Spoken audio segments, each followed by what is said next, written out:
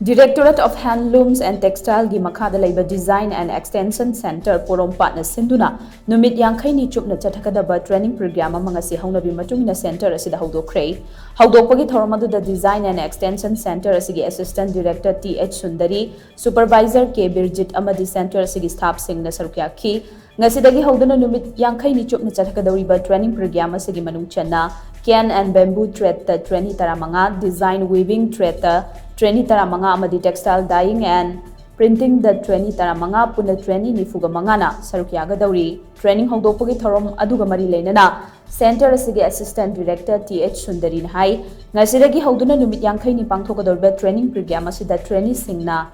Hainajaba Trade Singda Professional Oiba Mawong da Thabak Karamna Tawgadagi Habigi Matangda Theory amadi Practical Puna Taki Tambigani Masida Masagi Hainajaba Trade Singda Makoibu Ningtina Training Tawbiba Sina Training Singna Training Loraba Matungda Masa Masagi Sentok Lambi Irai Laina Semjana Hingbangam Haina Mahana Makatana Fonduki.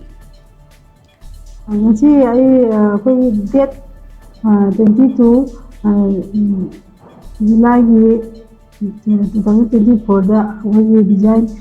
training center yo training program ama ngasi dagi hangdokjare sigi maroi ba thiri we female research development and manpower bank haibani asida angang chengkhoi pijari ba thiri angang chiji class 8 tagina 45 year fauni manungda laiba masagi chingthok lambi lajadraba ani pucha hangogi lambi lajadraba do koi sin training sina maram oiduna makoi siktam oibusu hainabagi damakta siba maroiba training asida yawi bangang chingina ni hainaba matungda makoi masa masagi chingthok lambi amadi magi lambi da saktam ngamnabagi damakta tawdiba